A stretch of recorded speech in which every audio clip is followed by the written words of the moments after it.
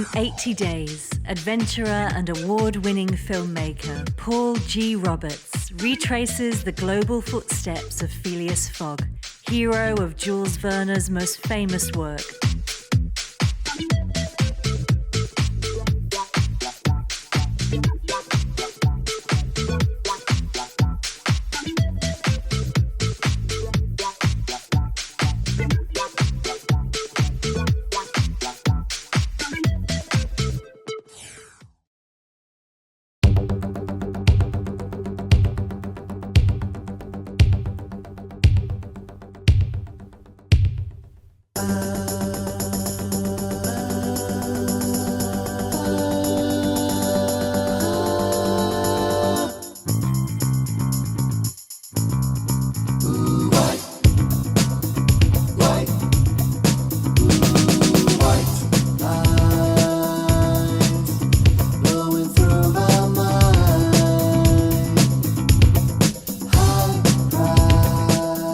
New York, it's one of the world's true great megacities. You may know it from the silver screen. It was the set and backdrop for Martin Scorsese's film Taxi Driver. It was the background setting in Little Italy for The Godfather. It was Ghostbusters. There are so many Hollywood films of legend that have used Manhattan as their setting.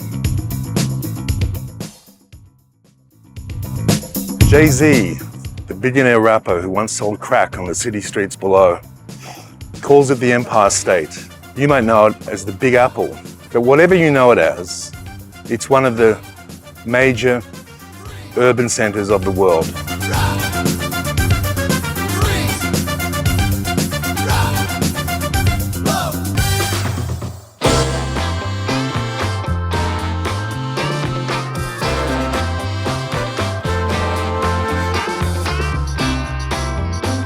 It never ceases to amaze me when I'm returning to New York. The energy, no matter where you go in the city, there's always noises, smells, and millions of people walking around. No matter what time, day or night, no matter what, whether it's Chinatown, Little Italy, Uptown, Midtown, the Bronx, the East Village, Soho, Tribeca, any of the neighborhoods, there's always something happening. It's kind of irresistible. It was one of the reasons why I absolutely loved my 3 years living here. And it never ceases to amaze me and connect with me whenever I come back. I've got to make a note to come back more often. Maybe even spend several months a year here working on my film projects.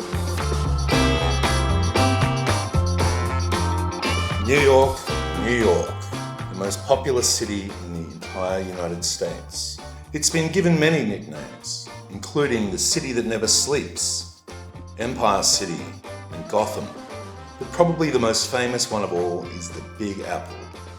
The nickname the Big Apple originated in the 1920s in reference to the prizes, or Big Apples, rewarded at the many racing courses in and around New York City. However, it wasn't officially adopted as the city's nickname until 1971 as the result of a successful ad campaign intended to attract tourists. Throughout its history, the term Big Apple has always come down to simply mean the best and the biggest of places to be, and New York City has long lived up to its nickname. And once you visit this 7-mile-long city, you'll truly understand why it's called the capital of the world and the Big Apple.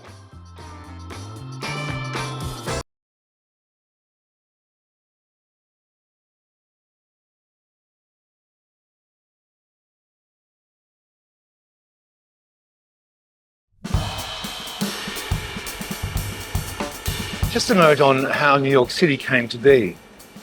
It was way back in 1624, and an opportunistic Dutchman who came across some passing Indians conducted a transaction for the sale of the entire Manhattan Island for just $24. Now that's a pretty good deal when you consider that I guess the Empire State Building alone would be worth hundreds of billions and billions of dollars.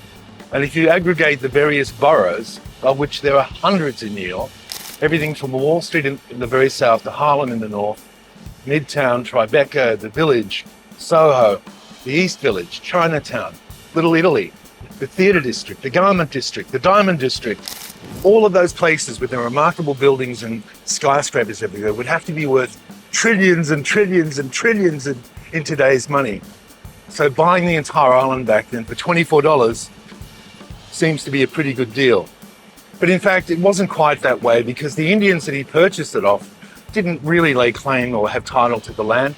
They were just passing through. But in the spirit of turning a quick buck, it's an ethos that stayed with Manhattan right to today.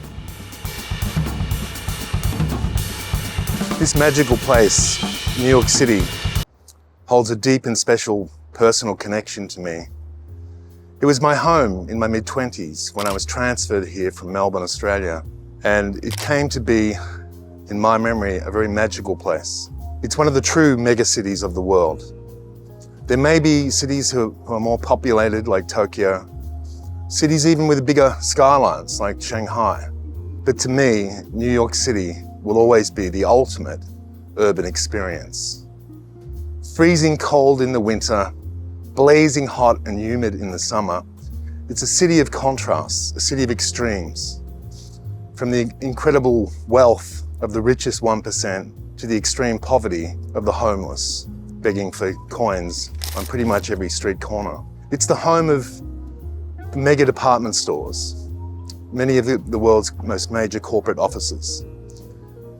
And believe it or not, close to 50% of everything that has ever entered the United States, be that goods and services or people, came through Manhattan Island, right past the City of Liberty. And here it sits on Manhattan Island, wedged between the Atlantic Ocean on one side and the continent of the United States on the other. It's a very important place in the scheme of things for the world of culture, commerce, and the arts. New York is a city, it's also a state. And contrary to what many people have thought,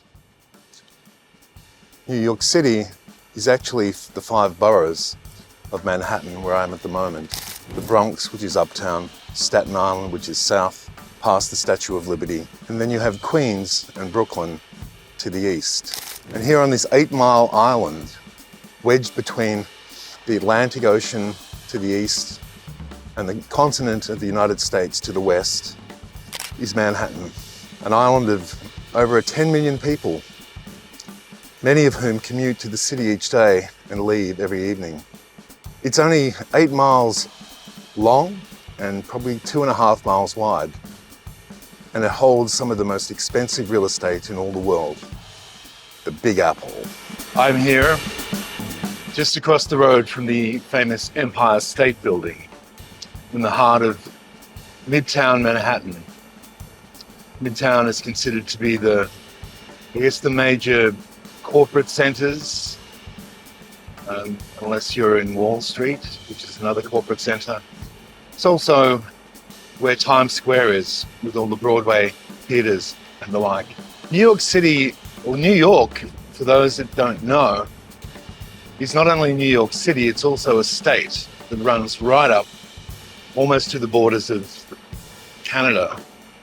But New York City is comprised of 5 boroughs.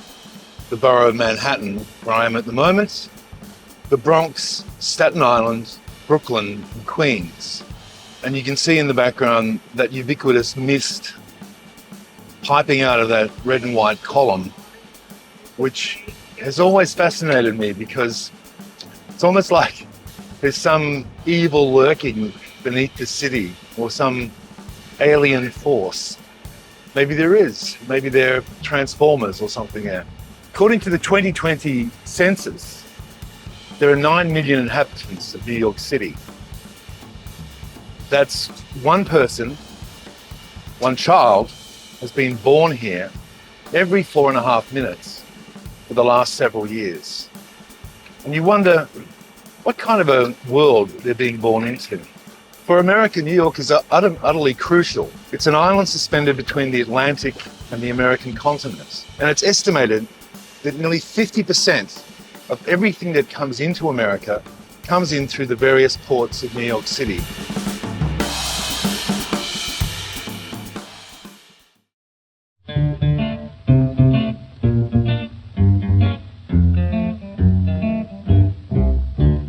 Take me back to old Yazoo. Everything up here is new. I can't stand it, just must land it. Going back to old Yazoo. Everything you do, people got their eyes on you. It's compelling, yeah, me yelling. Going back to old Yazoo. New York City was also known to be the home of the skyscraper. Now that's changed a little bit in recent history with all the things that are happening in Asia and the Middle East. But the building behind me, when it was launched or opened to the public in 1932, was the tallest building in the world. And at over 100 stories high, it's quite fascinating to know how it was built back then with the technology that they had. It was very much mechanical. They would weld hot rivets, molten hot rivets that were heated on site up in the heavens, and they would throw them to each other and then hammer them into the steel I-beams that form the structure that stands today. And when 9/11 was happening, you can imagine that was probably one of their prime targets. But thankfully, that classic, probably America's and maybe the world's most famous building, stood. It's a temple, a living monument to the art of Art Deco, and it's been faithfully restored, maintained, and now a centre of tourism, and visitors from all over the world flock there to marvel at the actual engineering feat, and also its place in the centre of Manhattan, which you get a pretty good vantage point. You don't get quite up to the top, but you get to the 85th floor, and it's well worth a trip. View from the 80th floor. This is where the first elevator takes you. And you go around the corner and you get on another elevator. And this is the view going downtown where the World Trade Center is, the new one, Wall Street, Statue of Liberty, etc. We're on the 80th floor. Still a way to go to the top of what was once the world's tallest building.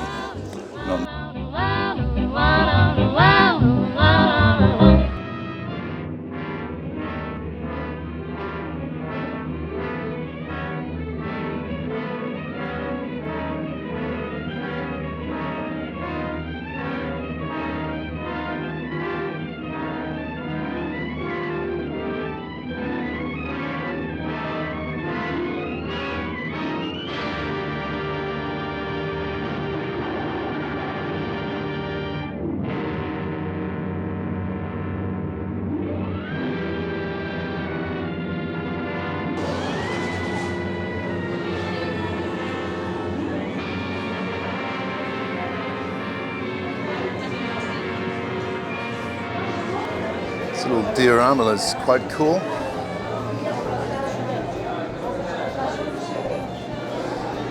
you know what it would have been like back then? Someone gets an idea that in the 1920s you're going to build what must have been considered to be an impossible engineering feat. And this is the way that it actually was built up.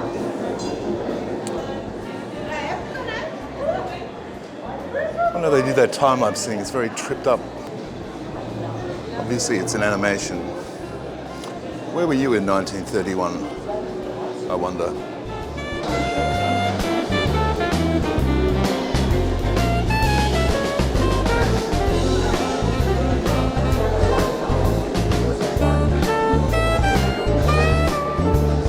And so they did it, they welded the hot metal rivets on the spot. What a job.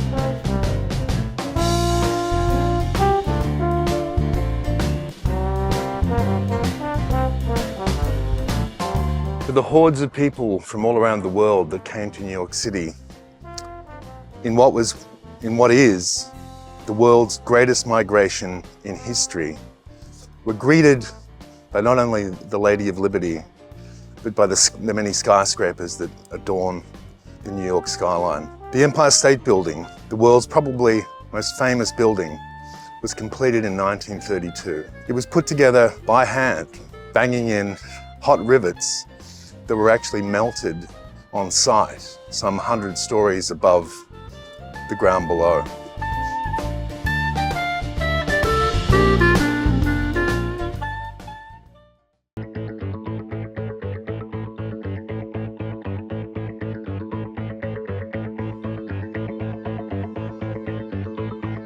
One of the most loved films ever made about New York youth gangs is The Warriors. This 1979 fictional drama plays out in the subways of New York, from Coney Island to the infamous Bronx. A street gang known as the Warriors must fight their way from the Bronx to their home turf on Coney Island, when they are falsely accused of assassinating a respected gang leader, and it's all played out on the subways. The New York City subway system has been an iconic representation of American metropolitan transportation since its opening in 1904. Subways provide a solution to crowded cityscapes. They offer a cheaper alternative to cabs and cars and Ubers, which place the cost of petrol, gasoline, parking and insurance on one commuter instead of many, and allow people to live in one borough and work in another. Woven into books, movies, and popular culture over its 100-year existence, the New York City subway system has bled into the other areas of history while simultaneously creating its own. Graffiti artists began taking over the New York City subways in the 1970s.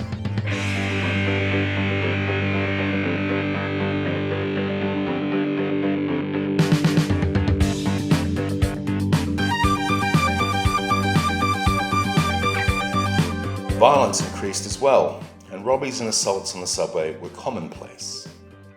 By the 1980s, more than 250 felonies were committed on the subway each week. Fear caused a decline in ridership, especially among middle-class commuters who could afford other means of transportation. Unfortunately, fewer riders meant less money for the transportation system, money that could have hired more security staff or cleaned up some of the omnipresent graffiti. It would take a citywide effort to combat crime, to improve subway conditions. Now, there ain't nothing more New York than rocking the subways. Here I am entering the subway. Here we are on 23rd Street, going up to 42nd Street. If you want to get around New York City, you got to do the subways. One thing about being in New York, you want to move around the city like a New Yorker, you got to know how to use the subway system.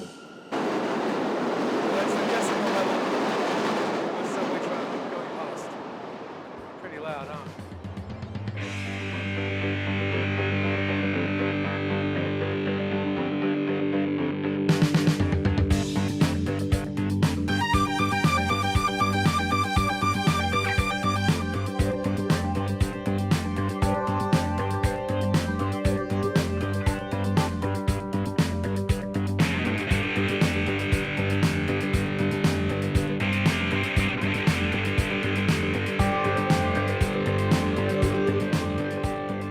When I lived there 20 years ago, New York City was racked with crime, murders, burglaries, drug deals, car thefts, thefts from cars. Remember the signs in car windows advising no radio? Unlike many cities' crime problems, New York's were not limited to a few inner-city neighbourhoods that could be avoided. Bryant Park, in the heart of Midtown on 42nd Street, and adjacent to the New York Public Library, was an open-air drug market. Grand Central Terminal a gigantic flophouse, the Port Authority bus terminal, a grim gauntlet for bus passengers dodging beggars, drunks, thieves, and destitute drug addicts, as the New York Times put it in 1992. In July 1985, the Citizens Crime Commission of New York published a study showing widespread fear of theft and assault in downtown Brooklyn, Fordham Road in the Bronx, Jamaica Center in Queens. Riders abandoned the subways in droves, fearing assault from lunatics and gangs. Vigilante groups like the Guardian Angels popped up to patrol the subway. We are going to do what we can in a nonviolent way without having any weapons available to us whatsoever to curb this violent crime that is on a continuous rampage throughout the system. And yet violence does attend some of your patrols. I mean, you get into scrapes, no question about it. Definitely. But remember, you're not dealing with the logical mind out there. You're dealing with an individual who's very basic, who only knows two things: rip off or be ripped off. But it wasn't Sliwa's Guardian Angels who cleaned up the subways. Only when a range of agencies and institutions began to work on restoring public order did real progress begin. By the early 1990s, these highly visible successes, especially in the subway, had begun to express themselves politically. And better than any other politician, Rudy Giuliani understood the pent-up demand for public order and built his successful 1993 run for mayor on the quality of life themes. And once in office, he appointed Bratton, who had orchestrated the subway success and understood the importance of order maintenance as New York's police commissioner. Today, the New York City subway is not perfect, but it's not a warrior-style war zone it once was either. It's like this next ride up to 42nd Street could be a little bit crowded. But the subway is easily the best way to get around New York City. If you don't do the subways, then you don't really get anywhere, not quickly at least. I mean, traffic is a gridlock. You can't really walk because it's too long. Bicycles, you can do that. You can get those crowdsourced bikes, but the subway is the bomb. And here's my train now. The 23rd Street subway going up to 42nd Street.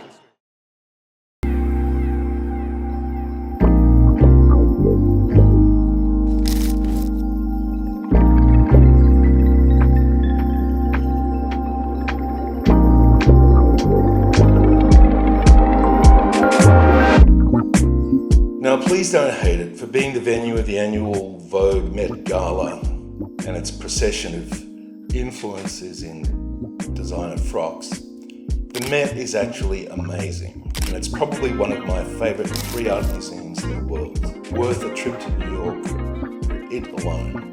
And it's also one of the world's largest, finest art museums. Its collection spans 5,000 years of world culture, from prehistory to the present and from every part of the globe. The famous Metropolitan Museum of Art on Fifth Avenue in New York City is one of the probably top 3 art galleries, museums on our planet. It's right up there, it could be number 1. It was my favorite gallery and museum when I was living in New York. I used to come here on Sundays. I developed a particular penchant for the Egyptology section, which they had some incredible pieces and installations. But today I'm going to go in and have a look at the antiquity section at the Met.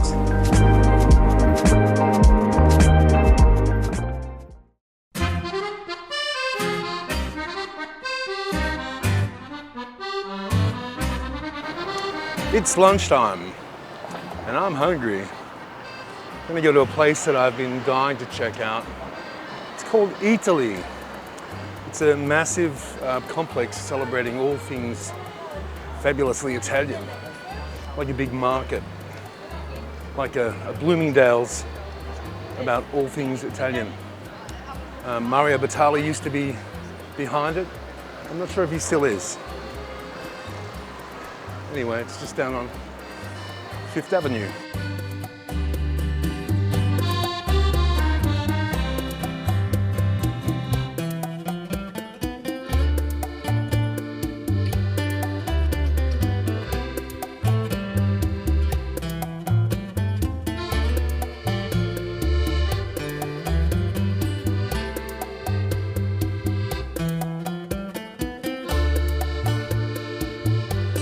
Obviously, this is the fresh market. It looks pretty cool.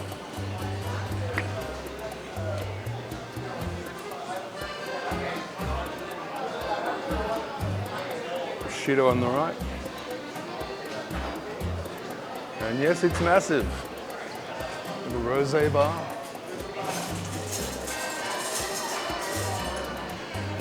Certainly gives a step up to the David Jones food court.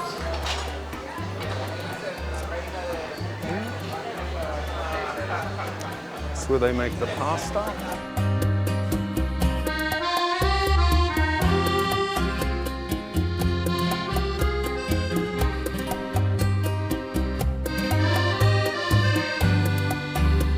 It's like a little maze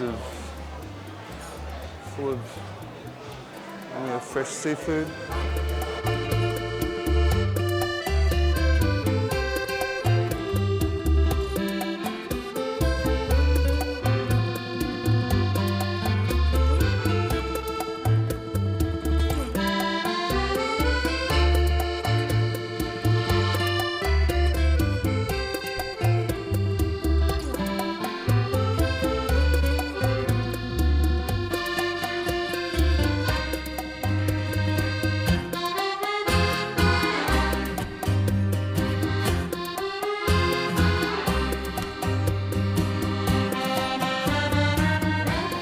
I'm here in Italy,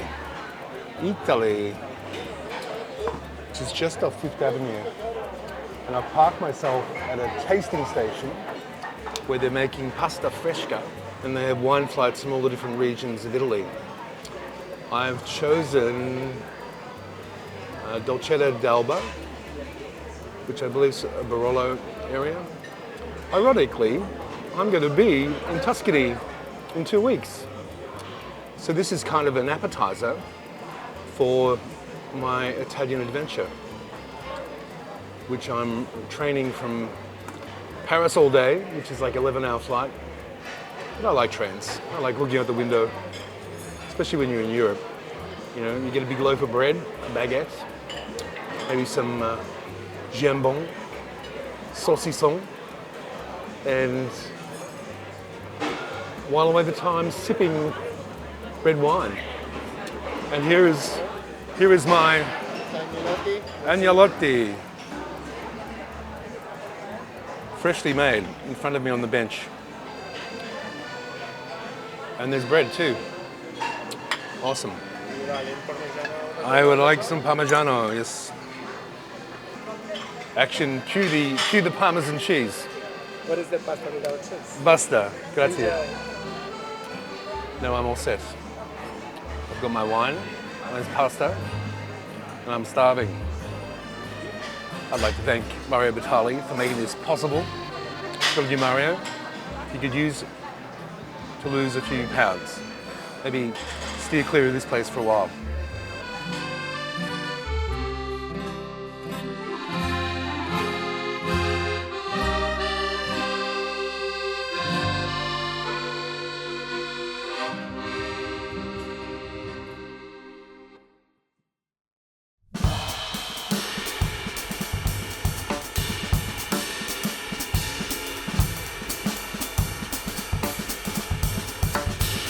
New York has one of the most ethnically diverse populations on the planet.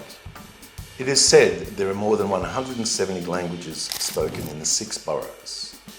And every few blocks, there seems to be a new ethnic enclave where a different cultural background congregates, i.e. Little Italy, Chinatown, Little Odessa, Spanish Harlem, Koreatown. You get my drift.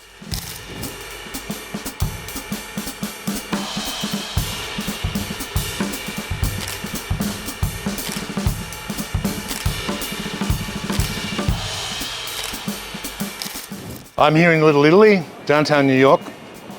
You'll know the setting from probably a million different period pieces like The Godfather and a lot of Mario Scorsese's films. Little Italy. When New York was settled, it was a town of refugees.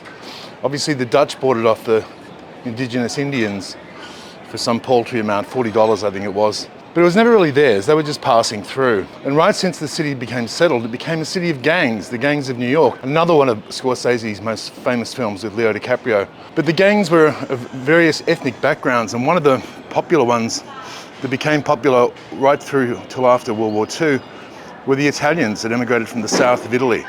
And they set up here in Little Italy, which is ironically right next to Chinatown. It's an amazing place and quite incongruous how it could be so authentically, but not, Italian, yet here in downtown New York. It's going to be a lot of caloric killers all along here. Definitely an Italian carb fest. I think the Americans, when they interpreted the Italian cuisine, they got part of it right, but the other part was very strangely distorted. And the food is just so big. All the pizzas are so puffy, the pastry is so overwhelmingly designed to give you a heart attack. And then there's some strange hybrids between Mexican, Italian, God knows what. It's definitely some weird world cuisine. Here I am in Chinatown, literally one block over from Little Italy. The markings, the food stalls, the signage, everything changes from Italian to like downtown Shanghai, like a market or something. Again, jammed up against each other, divided by Canal Street. One side is Little Italy, the other side is Chinatown. How funky is that? And right across the street from Canal Street is Little Italy. Little Italy's that way, Chinatown is this way. You walk one block across the pedestrian crossing, and all of a sudden you're immersed into another brand new world. The markings have changed, the food stalls and stands have all changed. It's all full of Chinese people. And the story goes by taxi drivers that the famous NYPD will not set foot inside Chinatown because it's run by the Chinese triads and gangs. Whether that's true or not, I don't know. But I wouldn't put it past what goes on in the crazy city of New York. The Chinese seem to be one of the cultures of the world that have established a foothold pretty much everywhere on the planet. There doesn't seem to be a place in the remotest corners of the world where you can't find the ubiquitous Chinese signage with ducks strung on string and lap chong and all other kinds of weird, I don't know, weird but lovely, delicious Chinese delicacies. Just like in New York City.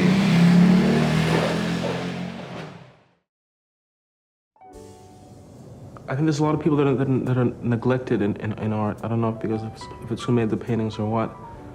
But I don't know. Black people are never really portrayed realistically, and not even portrayed in modern art enough. Just for a change, you know.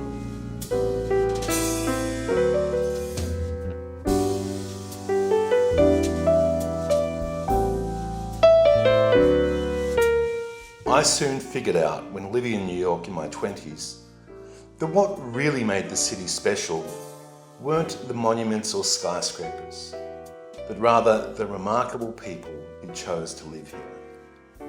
I learned that many people who I idealised at night happened to frequent the same places I did. I often rubbed shoulders with Andy Warhol and his friends like Jean-Michel Basquiat as they attended the same kind of clubs as I. It soon seemed normal seeing these kinds of pop culture figures out enjoying their lives.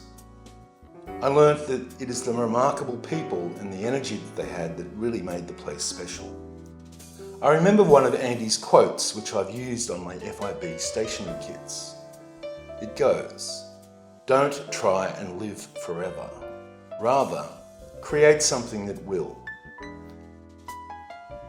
And that leads me to the great Virgil Abloh. I don't feel responsible to a preconceived notion of art. I feel more responsible to a community that is trying to change the tide or to sort of live in an optimistic society that art, design, music, and fashion actually change the world for the better. I found such an inspiring figure, a force of nature, gone too soon, whose legacy will live on forever. I went to the Brooklyn Museum to see his Figures of Speech exhibition, the final exhibition that he got to curate. It was both sad and inspiring.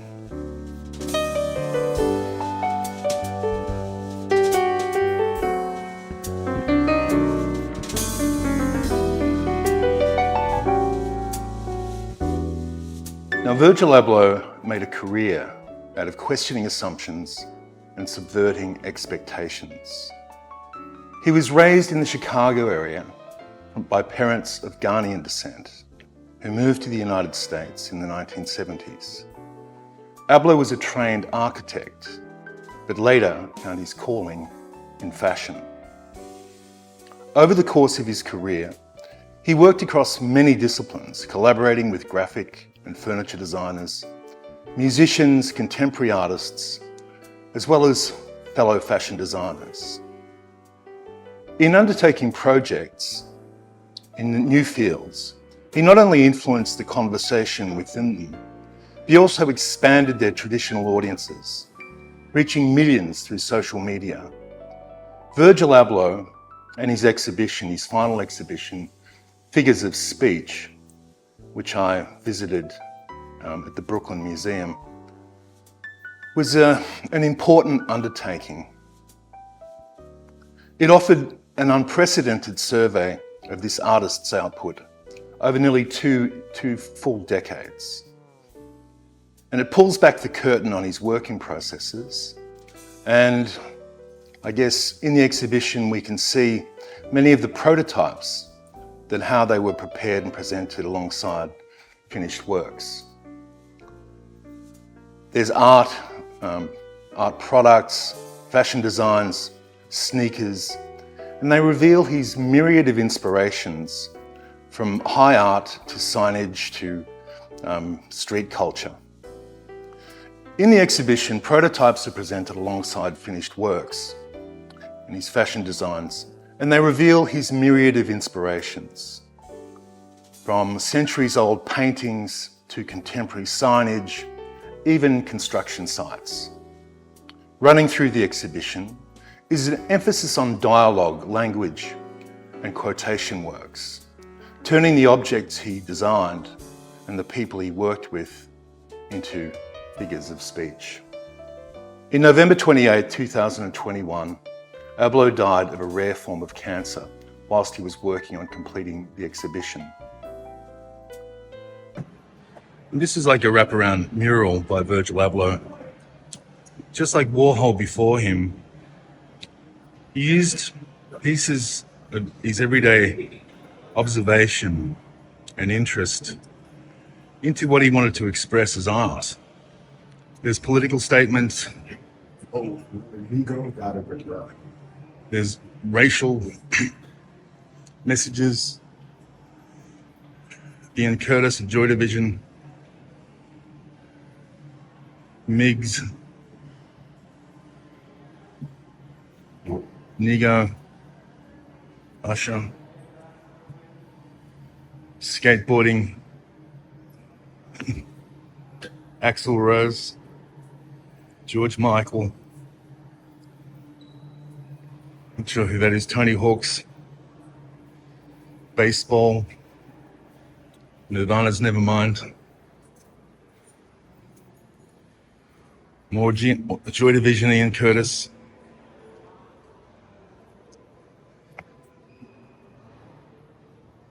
the Pyramid from the Louvre,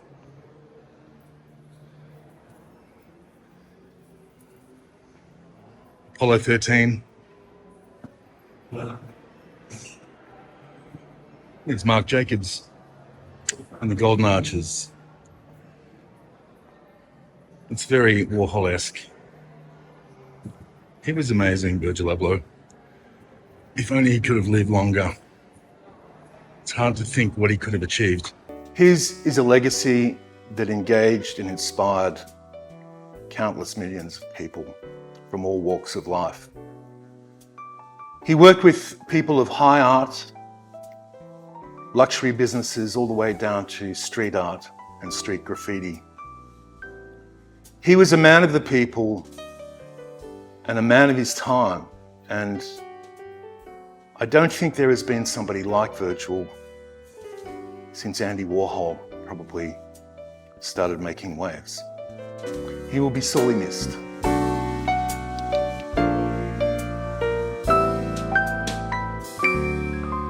I'm here outside the Brooklyn Museum, and it's Sunday afternoon.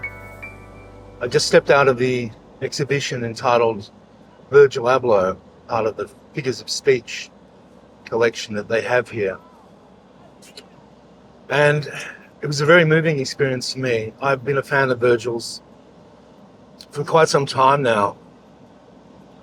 I mean, not only was he a great visionary, he was also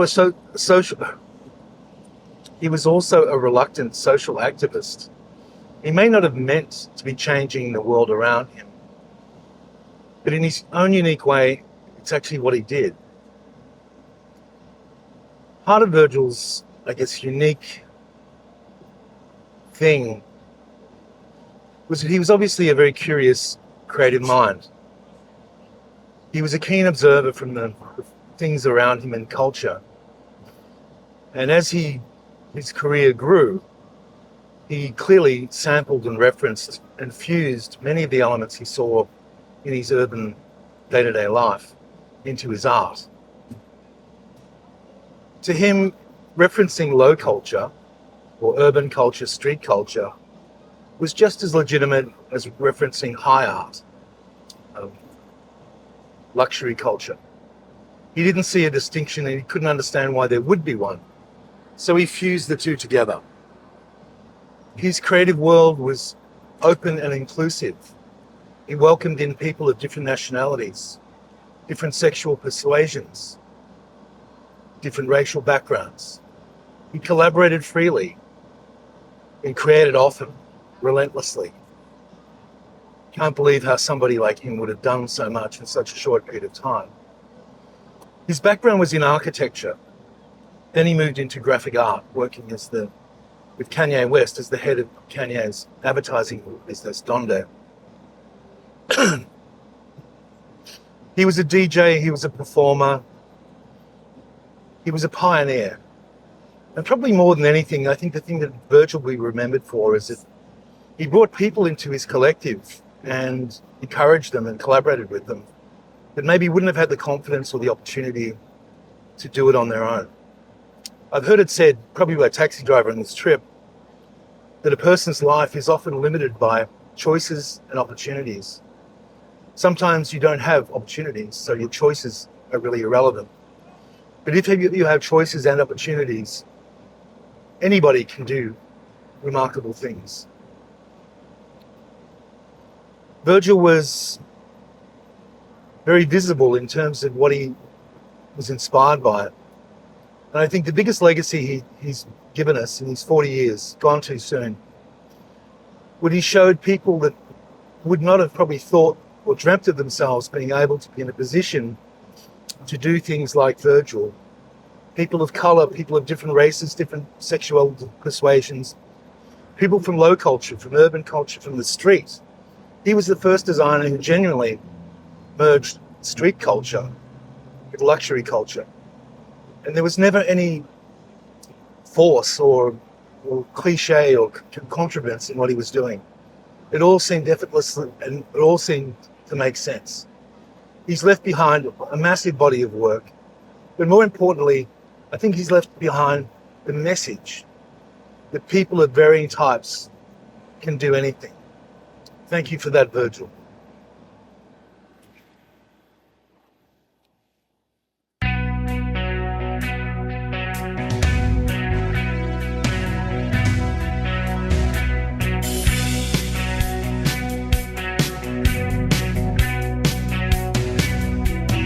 I could see at the time there was no way of knowing. Falling leaves in the night. Ralph Lauren started his fashion company in 1967 by selling slightly wider than usual neckties. He had big dreams, far more than neckties. He had a vision of creating a global empire, something no other American fashion brand had managed to do before. By the time the 1970s had rolled around, the two most recognizable brands on the entire planet were Coca-Cola and Marlboro cigarettes. They were literally everywhere. Both were quintessentially American brands, and both were brands that I worked for and with. Marlboro was the Philip Morris company that I worked with in New York, doing the Marlboro Country campaigns while I was there, and Coca-Cola was later a client of my agency. Coke became the real thing, and Philip Morris gave us Marlboro Country, and probably a whole lot of lung cancer to boot. Back then, in even the most remotest outposts on the planet, in any corner of the globe, wherever you found a shop selling things, a shack even, you would see advertising slogans for both those American brands, Coke and Marlboro.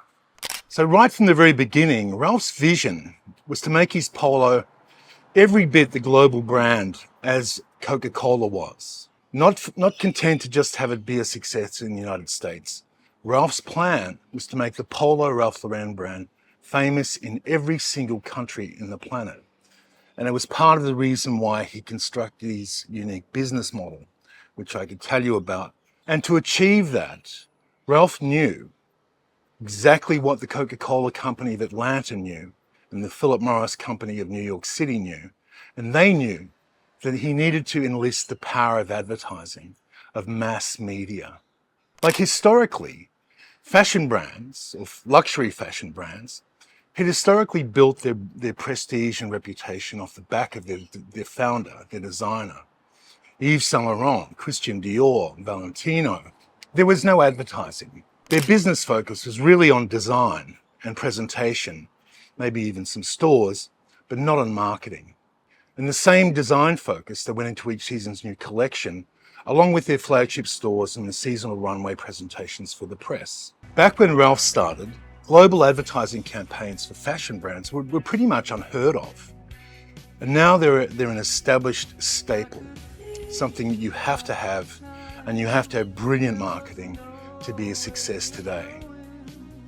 Through the past 50 years, Ralph single-handedly reinvented the idea of the fashion business, and he did it with the power of marketing. And by doing so, he created the world's first global lifestyle brand. Here's a Jewish guy, right? And like anglicized his name, Lipschitz. He's not a designer. He can't sketch. He can't do none of those things that would produce a good garment. And he completely revolutionized the fashion industry through marketing. Polo alone is that brand of greatness. You feel distinguished. You might add $2 in your pocket, but you're looking like $1 million. Now, while Ralph may have led the way in this new global marketing approach, fellow Bronx-born designer Calvin Klein was not far behind. Calvin Klein also showed that he was a savant when it came to marketing, and he too shared a drive to make his brand a global phenomenon. Now, I guess whilst not competing directly with one another, New York City was a small place, and there was undoubtedly a fierce rivalry between Ralph and Calvin. Both were the children of Jewish immigrants. Both grew up in the Bronx. Both were around the same age. They knew each other from school. And they both started their fashion companies around the same time. You could say that their rivalry was something like, I guess, the Beatles and the Stones. It was intense. And in the early days, both would trade campaign for campaign, each intensely aware of what the other was doing each season. And each season, they pushed each other further and higher and higher. And whilst their campaigns were radically different, what was really weird about it, they were both created by the same photographer, who was not just a photographer. He didn't just take the pictures. He was the creative director, art director, brand guardian, and that was Bruce Weber, the photographer. Genius. The aesthetic before Bruce came was very sort of, for male models was very tall, thin, and Bruce changed that to be a much more athletic, much more, almost an American sensibility. So in the early days when we were working with Bruce Weber and we were kind of readjusting or reimagining, what the new GQ was. And if you think about the 70s, it was literally the Peacock era. It was the Studio 54 era. It was a little bit more showy. There was more dazzle, so to speak. And it was also a very glamorous era. I know that it's one of my favorite eras to respond to. I mean, there was an idea of masculinity. There was an idea of macho that was very cool. And I know people like Tom Ford kind of, rest into that kind of inspiration. As do I. But the 80s were about realness, and it was about athleticism. And instead of choosing models, Bruce Weber, who was a huge influence on GQ's, journey at that moment, was really adamant about, going to the local colleges wherever we were shooting, or setting up castings that would happen before we got on set. And he was really adamant about this idea of male masculinity, which was based around the athlete. Bruce Weber's imagery, I didn't experience it when I was growing up. I found about him when I started to work in fashion a little bit later. It was very natural and sort of like not being too scared of being sexy. More than this. Oh, there's nothing.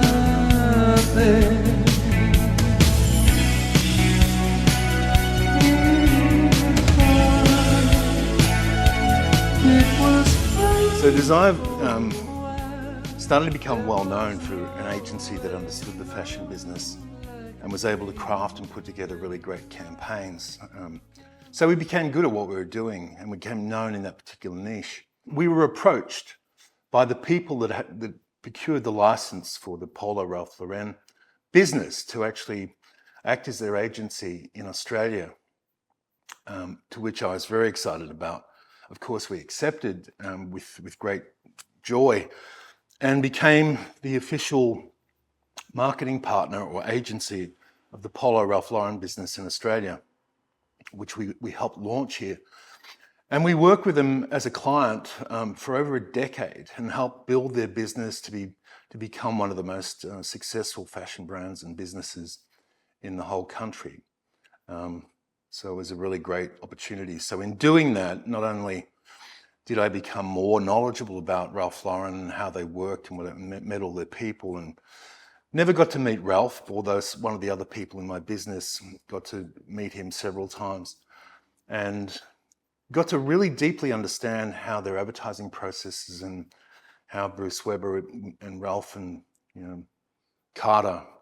Mary Randolph Carter, who was their art director, and how they actually put together these incredible campaigns and built these worlds, which is just like the way that Marlboro had done for Marlboro Country, about the detail and the attentiveness to all the different asset facts and everything. Everything was just perfection.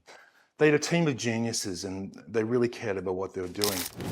So we also launched the Hugo Boss business, which is one of the most famous global fashion brands as well. And we had them as a client for over a decade.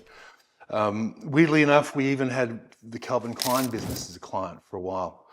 So suffice to say, I learned a lot about fashion marketing during that time, fashion imaging, fashion brand creation, and it became a huge personal passion and interest for me, and it still is to this day, even though I'm more making films these days. But it helped develop a deep personal connection and respect for the genius of Ralph Lauren and his people and his company and what he's managed to achieve, taking a business from nothing, where he was selling neckties out of a suitcase and built it into a fortune, close to $10 billion. I have a deep respect for him and also the people in the Ralph Lauren company and their ability to create these genius marketing campaigns for such an extended period of time. You know, to me, Ralph Lauren is without question the king of New York City. He grew up in a relatively poor section of the Bronx, and the Bronx is a tough kind of place. It's one of the 5 boroughs of New York. And he's worked himself up from, you know, $0 to a fortune of close to 10 billion. And it's really like a Disney-esque rags to riches kind of fable. You know, the businessman, he served in the army, he worked as a clerk before he made his fortune with the Polo Clothing Company, which he established in 1968. Most people will know this, that Ralph wasn't born Ralph Lauren. He actually was born Ralph Lipschitz in the Bronx in New York City.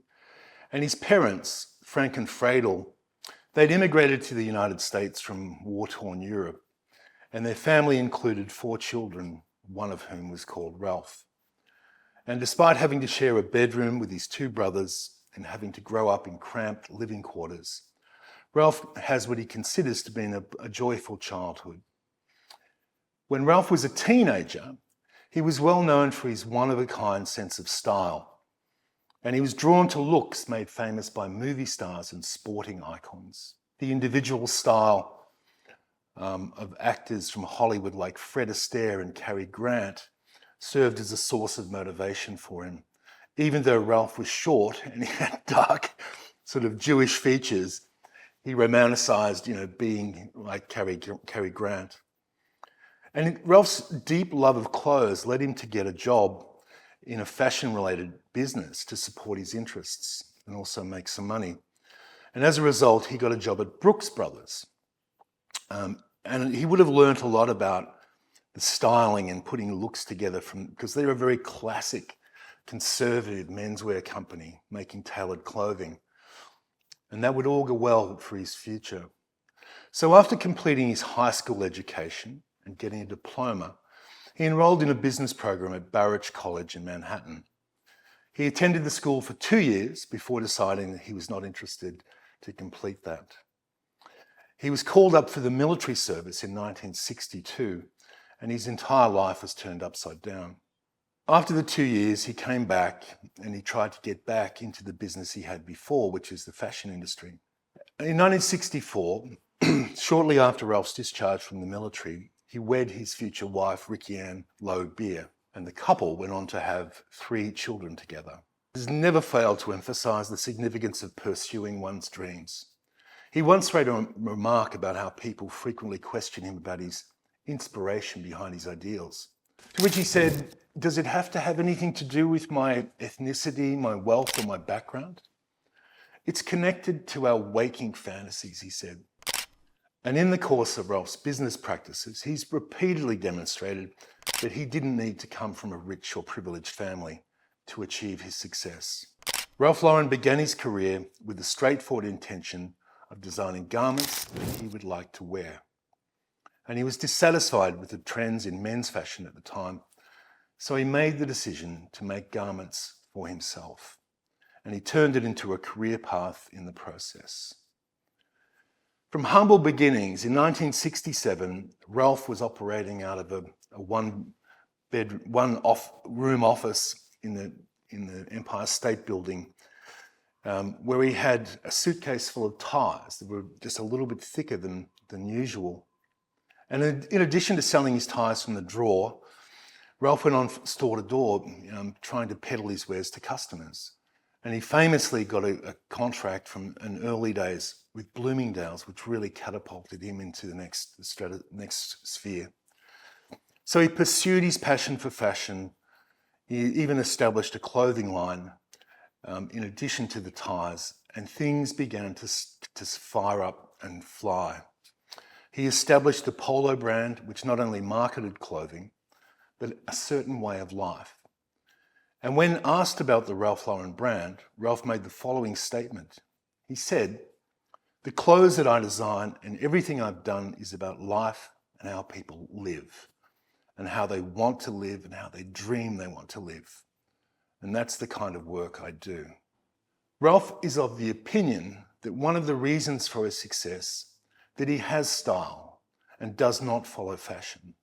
He's famous for saying, "Fashion fades away so quickly, style is forever." And he is one of a kind.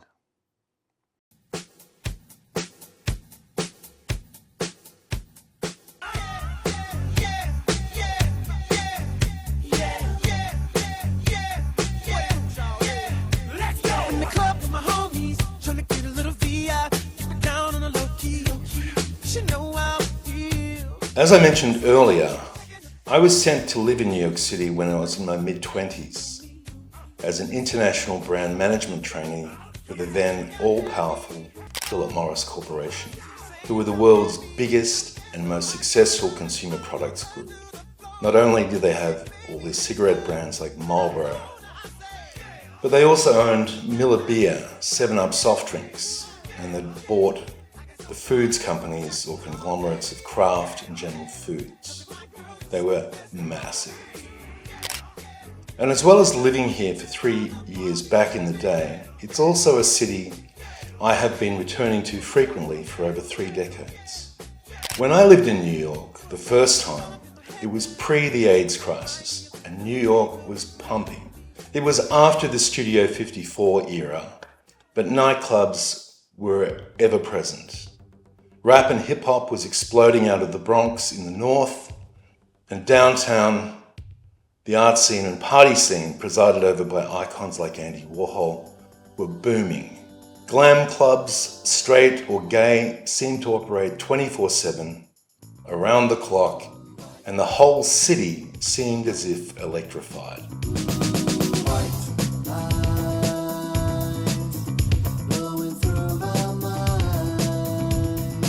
Now, another club that has probably not been given as much press as Studio 54, but is equally as fascinating to my view, was the club called Area. Area was influenced equally by 60s era happenings and the gonzo childhood of its proprietors.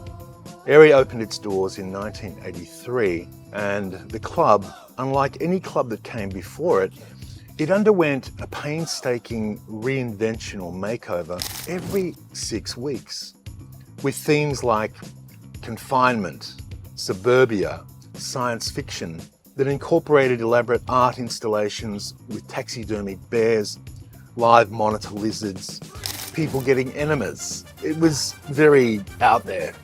And the dramatics spilled out onto Hudson Street outside, where desperate crowds, and sometimes there could be as many as 700-800 people, all waving their hands. There was never a line. The way you got in was you were picked from the crowd by the doorman, and you were escorted in. You could stay there all night. In fact, some people did, returning week after week, never to be let in. But they were still desperate to get behind the velvet rope. Inside, bonked out celebrities, and they were mingled with the normal kind of civilians. Bianca Jagger watched Ed Koch work out. Sting partied with Donny Osmond. Grace Jones refused to use the coat room. Instead, someone followed behind her, coat in hand. Eventually, times changed, and competition from other venues thinned Area's dance floor. Or maybe they just got worn out with this whole reinvention thing after a few years. People always measure the success of a thing by its longevity. The owner, Eric Good, was quoted, but the entire point of Area was its impermanence. And that's why the celebrities kept coming back, because you knew it was a fleeting moment you were able to get a glimpse of. And just after 4 years after it opened, it closed. There was Dolph Lundgren at Area's confinement theatre party. There was no line to get in. You had to be picked out of the throng. JF Kennedy Jr. waiting to get inside the club. The special invitations for the opening of Natural History. New theme openings were always the hottest ticket in town. A human fountain at the Gardens party, and Jennifer Good said, "That's not actual pee, it's water, see the tube." And there was Andy Warhol standing alight his piece, invisible sculpture for the art party, and Keith Haring at work. Now, Bernard Zett, who worked at Area for 2 years and played approximately 73 characters, including Jackie O, for the fashion party. The club had a mini swimming pool, where people often were in. more like a toddler's pool. Eric Good, owner, and Madonna. And there's some pictures of models, artists, their friends taken in the photo booth in the bathroom. The centre strip, Jennifer Good with John Michael Basquiat. Yeah, amazing memories.